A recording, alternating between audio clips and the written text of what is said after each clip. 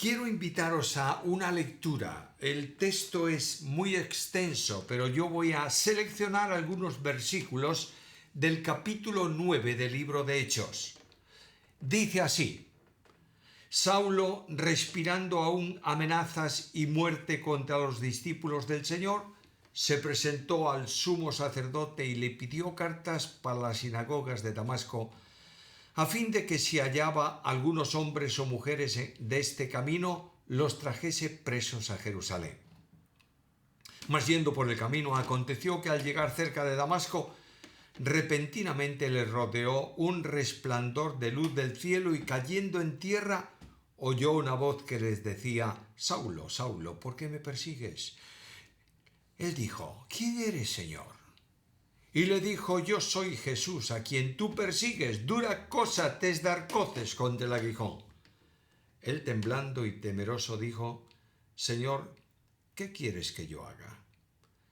Y el Señor le dijo: Levántate y entra en la ciudad, y se te dirá lo que debes hacer. Hay muchos otros textos que sería buena la lectura, pero vamos a tomar solamente esa parte del pasaje. Los relatos bíblicos están escritos para nuestra enseñanza. Estoy refiriéndome a relatos especialmente los históricos. Es decir, lo que ha ocurrido a lo largo del tiempo y se ha incorporado en la Biblia por instrucción directa del Espíritu Santo, se ha hecho para que tú y yo aprendamos lecciones importantes. El programa de los temas de esta semana estará rodeando la vida de una persona que se llama Saulo de Tarso. Para nosotros, el apóstol Pablo. A lo largo de ese examen de aspectos de la vida suya que están descritos en la palabra, podremos aprender lecciones que son de importancia capital para nosotros. El tema de hoy tiene que ver con una vida nueva, una vida que Saulo inicia en el camino que le conducía a Damasco, donde iba a perseguir a los cristianos. Saulo es llamado por Dios en ese camino. El apóstol Pablo es un hombre de una familia hebrea. Podemos abrir un momento la carta a los Filipenses, el capítulo 3, y los versículos 5 y 6. Filipenses capítulo 3, versículos 5 y 6. Hablando de él dice: Yo fui circuncidado al 8º día del linaje de Israel, de la tribu de Benjamín, hebreo de hebreos, en cuanto a la ley fariseo, en cuanto a celo, perseguidor de la iglesia, en cuanto a la justicia que es por la ley, irreprensible. Sigo leyendo 2 versículos más, pero cuántas cosas eran para mi ganancia, las he estimado como pérdida por amor de Cristo, y ciertamente aún estimo todas las cosas como pérdida por la excelencia del conocimiento de Cristo Jesús mi Señor, por amor del cual lo he perdido todo y lo tengo por basura para ganar a Cristo. Hijo de una familia hebrea. Nació en Tarso, una ciudad que tenía el título de ciudadanía romana para todos aquellos que nacían en su entorno. Fue circuncidado como hebreo, cumpliendo la ley al 8º día de su nacimiento. Por tanto, el origen de Saulo era un origen judío, y dice que era del linaje de Israel. Filipenses capítulo 3 y versículo 5 que hemos leído.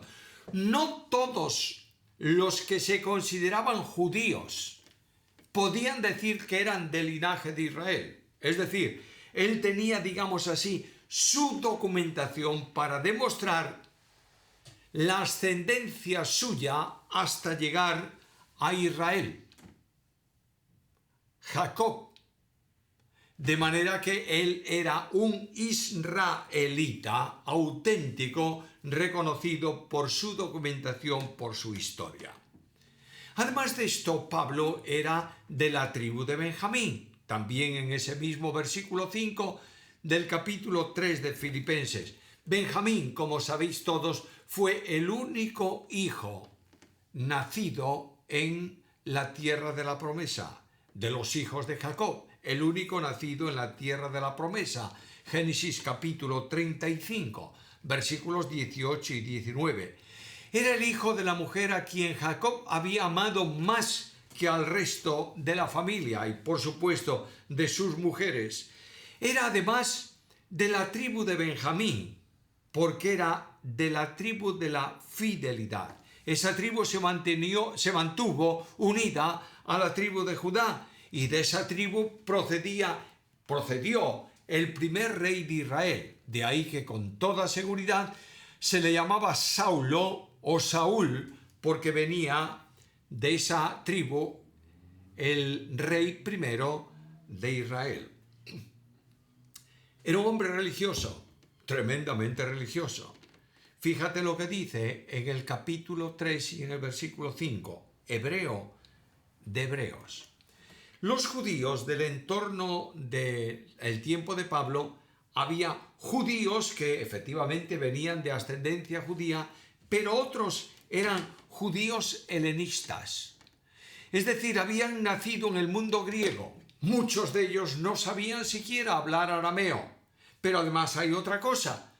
Algunos de los judíos helenistas no procedían de familia judía histórica, sino que habían sido incorporados al pueblo de Israel por la circuncisión, el cumplimiento de ciertas reglas y prácticas, y finalmente eran incorporados como si fuesen judíos, pero no lo eran históricamente como Pablo. Era un hombre además tradicional. El mundo evangélico entiende muy fácilmente esta palabra. Nosotros somos de tradición evangélica. Tenemos nuestra historia evangélica, nuestra cultura evangélica, nuestras persecuciones históricas por ser evangélicos. Él era religioso y era fariseo. A veces hablamos muy mal de los fariseos y decimos que los fariseos eran esto, aquello. Entre otras cosas buenas que los fariseos tenían, era que conocían profundamente la Escritura.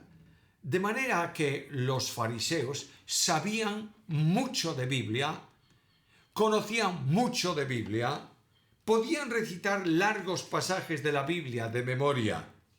Jesús los reprendió por algo, los reprendió por su hipocresía. Y este hombre fariseo demostraba su fidelidad a la tradición histórica de Israel, en que era perseguidor de la Iglesia. Capítulo 3 de Filipenses, versículo 6. En cuanto a celo, perseguidor de la Iglesia. Él atacaba aquello que era amado por Cristo. Es verdad que, según dijo en su testimonio, lo hacía por ignorancia, pero lo hacía. Él no podía creer, no creyó hasta el camino de Damasco que Cristo era el Mesías. Él no creyó hasta el camino de Damasco que Cristo era el Hijo de Dios, el Verbo encarnado. Es más, él sintonizaba con la enseñanza que se daba en las sinagogas. Y la enseñanza que se daba en las sinagogas era que Cristo no resucitó, que los discípulos habían venido de noche y habían abierto el sepulcro mientras la guardia romana estaba dormida y se habían llevado el cuerpo de Jesús, que la resurrección era una mentira. Esto se predicaba en las sinagogas. No hace mucho tiempo recibí una indicación de alguien que de alguna manera me preguntaba cómo era posible que pudiésemos a veces en algún momento puntual tener relación con el mundo católico para predicar en algún sitio suyo la palabra de Dios. Si Pablo hubiera estado presente en el tiempo de hoy, hubiera sido puesto en disciplina por muchos de estos, porque Pablo se congregaba en un lugar donde se negaba la deidad de Jesucristo. ¿Por qué iba Pablo a la sinagoga? Para predicar a aquellos que estaban equivocados la palabra de Dios. Si Dios abre una puerta para hacerlo, hazlo, utilízala. Y busca, procura predicar la palabra de Dios de tal manera que todos la entiendan. De modo que él era celoso de su tradición, por tanto perseguía a la iglesia de Cristo. ¿Algo más? Era un hombre orgulloso de su moral. Capítulo 3, versículo 6. En cuanto a la justicia que es por la ley, irreprensible. No quiere decir que él no cometiese ningún tipo de pecado, que no tuviese ningún fallo en su vida, sino simplemente que todo cuanto la ley ordenaba, él lo hacía. Es más, como buen fariseo, seguramente que lo que la ley ordenaba no era suficiente para él. De manera que si la ley ordenaba el ayuno una vez por año, él ayunaba como mínimo semanalmente. Él quería exceder en sacrificios, en ofrendas, en entrega a todo lo que la ley había determinado. No era la justicia de Dios, era la justicia suya, la que él quería establecer, y era un hombre orgulloso de su vinculación con la ley. Nadie podía decirle que no cumplía la ley. Pero este fariseo, culto, conocedor de la Biblia, conocedor de las profecías, conocedor de la promesa mesiánica, va caminando hacia Damasco con un objeto que es un tremendo problema. Y es que él quería traer a los judíos convertidos a Cristo presos y entregárselos a las autoridades. Él da testimonio de que muchas veces en las sinagogas y en otros lugares los afligió de tal manera que los obligó, algunos por lo menos, a dejar de hablar bien de Jesús. Tremenda situación, tremendo problema. Y este hombre va camino de Damasco. Y de pronto, la luz de Dios en el camino. Y de pronto la acción que produce esa manifestación de gloria en las personas, lo produjo en Juan. En Apocalipsis capítulo 1, Juan vio la gloria de Dios y cayó rendido, cayó al suelo, a los pies de Cristo. Y éste ve la gloria de Dios en el camino y cae también derribado al suelo y recibe la primera lección. ¿Quieres volver un momento a Hechos de los Apóstoles, capítulo 9, y vamos al versículo 4? Cayendo en tierra, oyó una voz que le decía: Saulo, Saulo, ¿por qué me persigues? Es una advertencia, como sabéis muy bien. En la Biblia hay 7 veces que Dios llama 2 veces a una persona, esta es una de ellas, y le dice, cuando se repite 2 veces el nombre, es una llamada de atención, como si Dios le dijera: escúchame bien, Saulo, escúchame bien. E inmediatamente viene la pregunta: ¿por qué me persigues? Saulo está en el suelo. Saulo está deslumbrado por la gloria. Para un judío, ver la gloria que nubla la luz del sol en pleno día no es otra cosa más que la gloria de Dios. Y la pregunta de Pablo es lógica: ¿quién eres? Señor. Reconoce que solamente Dios puede actuar de esa manera. La primera gran lección que va a recibir es precisamente esta: Jesucristo es Dios. La respuesta que el Señor da a la pregunta de Pablo es concreta: yo soy Jesús, a quien tú persigues. De manera que el que viene rodeado de gloria que corresponde a Dios es Jesús. Pero si yo pensé, diría Pablo, que Jesús es un hombre, un impostor, es más, muchos de mis colegas fariseos le acusaban de ser endemoniado y de que los milagros que él había hecho era un pacto con Belcebú, el príncipe de los demonios. Y de pronto descubre Pablo que quien dialoga con él y lo derribó a tierra es Jesús.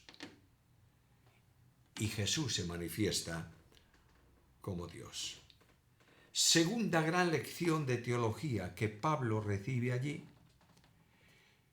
Pablo, tú me estás persiguiendo. Si yo no te estoy persiguiendo. Si yo creí que tú habías muerto y estabas en el sepulcro. Yo persigo a los cristianos. Segunda lección. Quien toca a un cristiano con ánimo de perseguirle, de ofenderle, de dañarle, está persiguiendo, ofendiendo y dañando a Jesús. ¿Lo has entendido? ¿Lo he entendido yo? Cuando hablas mal de tu hermano, estás causando un problema a aquel que es cabeza espiritual de tu hermano.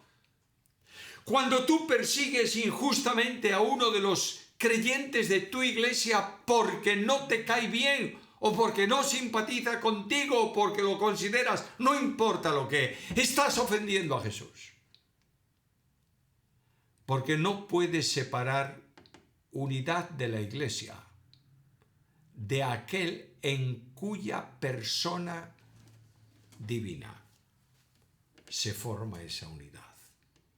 Cada uno de los creyentes somos miembros del único cuerpo que es la única iglesia de Cristo en la tierra, cuya cabeza es Cristo. Yo no soy médico, hay médicos entre vosotros, pero según me dicen, según entiendo, cuando yo me lastimo un dedo, no se queja tanto el dedo, el dolor lo siente el cerebro, porque la cabeza está unida a cada uno de los miembros de mi cuerpo. De manera que si yo desconectase la cabeza del cuerpo, la cabeza daría instrucciones, pero el cuerpo no funcionaría. Así ocurre con la iglesia. La iglesia es el cuerpo de Cristo vinculado a la cabeza, que es el Señor. La lección importante es que dañar a un creyente es dañar a Jesús. Ahora, ¿cuándo fue convertido Pablo? ¿Cuándo se produce el cambio? Aquí mismo. ¿Y dónde ves tú, me dirá alguno, que Saulo dijo, Señor, quiero ser salvo? Escucha, la reacción de Pablo es suficiente para darnos la evidencia de su salvación. Versículo 6. Él, temblando y temeroso, dijo, Señor, ¿qué quieres que yo haga? Ponte un momento en la situación de Pablo. Pablo está ciego. ¿Qué dirías tú si estás ciego? Y se presenta delante de ti el Señor. ¿Qué dirías? Bueno, lo que dirías es lógico. Señor, por favor, que recobre la vista, quiero ver. Pero a Pablo no le importa ya su situación personal, le importa el Señor. ¿Qué quieres, Señor, que yo haga? El corazón de Saulo había sido cambiado. La conversión, la vuelta de Saulo a Cristo, dice él que no fue rebelde a la visión celestial, se había producido. Y en él se había comenzado a sentir la identificación con Cristo. Por eso, Pablo va a escribir en la carta a los Filipenses en el capítulo 1 y versículo 21, el lema de su vida, que es para mí también mi versículo más querido de toda la Escritura, porque para mí el vivir es Cristo. Ahora me sorprende mucho. Este capítulo 9 de Hechos me llena de sorpresas, porque inmediatamente viene la invitación que Dios, o la indicación, mejor dicho, que Dios hace a Ananías para decirle, mire, vete a esta dirección donde está Pablo, está orando, vete, y él espera recibir tu visita para recibir la vista. ¿Y cuál es la reacción de Ananías? Pues la que sería mía. Señor, ¿tú sabes bien quién es este hombre? ¿Tú sabes bien la cantidad de estragos que ha hecho en Jerusalén? ¿Tú conoces que por su causa, por su voto, juntamente con otros, fue muerto uno de los tuyos? ¿Tú sabes que es un perseguidor? Y el Señor le responde. Primero vete porque es un instrumento escogido. ¿Para qué? Voy a hacer de él el apóstol más grande, el predicador más insigne, la persona más importante de la iglesia. No, mira lo que dice, versículo 16. Yo le mostraré cuánto es menester que padezca por mi nombre. La orientación de Ananías es una, la de Pablo es otra, la de Dios es otra. Dios quiere que este hombre sea un hombre comprometido. Y su compromiso le va a costar tribulación. La realidad del cambio es natural.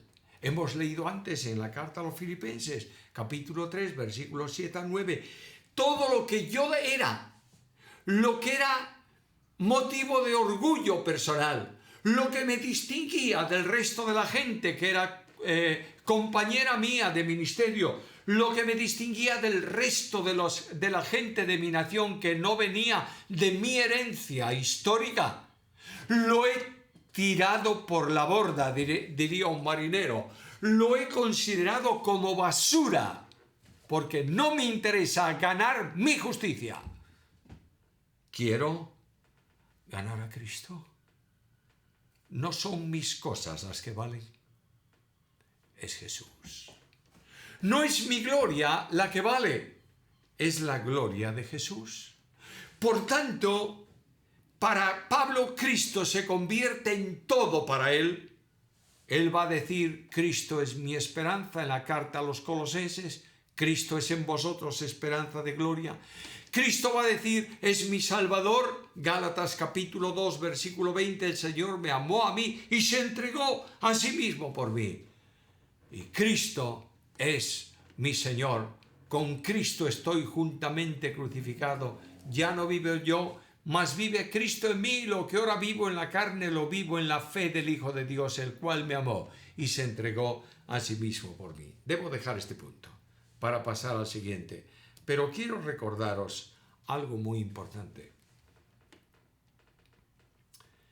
No importa lo que Cristo sea intelectualmente, lo importante es lo que Cristo sea vivencialmente. No somos llamados solo a hablar de Cristo, somos llamados esencialmente a vivir a Cristo. Y tengo que preguntarme continuamente en mi ministerio y en mi vida, ¿está controlando Cristo mi vida? Hermanos queridos, un personaje que es muy extraño en la iglesia de Cristo es Cristo. Un personaje que es muy extraño en el liderazgo de la iglesia es Cristo. Un personaje que es extraño en la proclamación del Evangelio es Cristo. Y tenemos que recuperar a Cristo, porque Cristo es la razón, la causa y la esperanza de la vida, no solo individual del creyente, sino también de la iglesia. En segundo lugar, quiero hablaros un momento del compromiso de Pablo. Pablo es una persona nueva, tiene una vida nueva, y el compromiso de Pablo es primeramente con la misión. Capítulo 9 de Hechos, versículo 20. Enseguida se puso a predicar a Cristo en las sinagogas, diciendo que este era el Hijo de Dios. Anunció a Cristo. Una de las manifestaciones de nuevo nacimiento y de compromiso con Cristo lo podemos verificar nosotros por lo que hacemos en relación con las personas en cuanto a anunciarles a Cristo, hablarles de Cristo. Porque hablar de Cristo y predicar el Evangelio de Cristo no es una opción, es un mandamiento. Lo digo en las palabras de Mateo, capítulo 28, versículos 18 al 20. Cristo dice, ahora pues, toda autoridad me es dada en el cielo y en la tierra, por tanto, con esta autoridad, id a las naciones y haced discípulos, enseñándoles que guarden todo cuanto os he dicho. Y aquí yo estoy con vosotros todos los días hasta el fin del mundo. Notad que la evangelización tiene un objetivo, no solo hacer salvos, hacer discípulos. Es decir, predico a una persona, a Cristo, de tal manera que no solamente le digo si no crees en Cristo te vas al infierno, o si lo quieres positivamente, cree en el Señor Jesucristo y serás salvo. Ya se lo digo, ya ha creído, ¿y qué más? Bueno, le doy un abrazo y le digo, mira, la lista el horario de reuniones de la iglesia es esta. Estoy perdiendo el tiempo. Tengo que avanzar un paso más y discipular a esa persona, porque Cristo no nos mandó a hacer protestantes o evangélicos o luteranos o bautistas o presbiterianos o pentecostales. Nos llamó a hacer discípulos. ¿Qué es ser discípulo? Ser un seguidor de Jesús. Pablo lleva el evangelio y lo lleva a un costo muy alto. Leo Romanos, capítulo 15 y versículo 19. De manera que, desde Jerusalén y por todos los alrededores hasta Ilírico, todo lo he llenado con el evangelio de Cristo. Si Cristo es todo para Pablo, no hay duda ninguna que la misión de Pablo es predicar el evangelio. Y Pablo tiene un compromiso solemne con la evangelización. Segunda carta a los Corintios, capítulo 11, versículos 23 al 27. ¿Son ellos ministros de Cristo? Hablo como si hubiera perdido el juicio. Yo más, en trabajos más abundante. En azotes sin número. En cárceles mucho más. En peligros de muerte, muchas veces. De los judíos, 5 veces he recibido 40 azotes menos 1. 3 veces he sido azotado con varas, 1 vez apedreado, 3 veces he padecido naufragio, 1 noche y 1 día he estado como náufrago en alta mar, en viajes muchas veces, en peligros de ríos, peligros de ladrones, peligros de los de mi nación, peligros de los gentiles, peligros en la ciudad, peligros en despoblado, peligros en el mar, peligros entre falsos hermanos, en trabajo y fatiga, en muchas noches pasadas en vela, en hambre y sed, en muchos ayunos, en frío y en desnudez. ¿Te das cuenta? Yo le voy a enseñar lo que le cuesta ser mi discípulo. Lo digo con las palabras literales, porque yo le mostraré cuánto es menester que padezca por mi nombre. Pablo tiene un compromiso con la evangelización. Tú y yo tenemos que tener ese mismo compromiso. Hemos sido salvos exactamente igual que él, por gracia mediante la fe. Somos propiedad de Dios. Tenemos que obedecer a Jesucristo. Pablo tenía un compromiso de renuncia y su testimonio lo he mencionado antes. Todo cuanto era de valor para mí lo he puesto a un lado. ¿Hasta dónde has renunciado a tus cosas para glorificar a Cristo con tu vida? No quiere decir que no tengas propiedades o vehículos o lo que sea. Pero lo que quiero llamar tu atención es que un creyente coloca eso en segundo plano para dedicar atención prioritaria a Jesucristo. ¿Tienes algo en tu vida que estás reservando y no has entregado al Señor? Pablo tiene un compromiso con la iglesia. Pablo ora por los creyentes y por la obra de Dios. 2 Corintios 11, 28. Además de estas cosas, lo que sobre mí se agolpa cada día la preocupación por todas las iglesias. Pablo tiene una actividad pastoral que dice: no he rehusado de anunciaros todo el consejo de Dios. Hechos capítulo 20, versículo 21. Pablo instruye a los creyentes en la Biblia.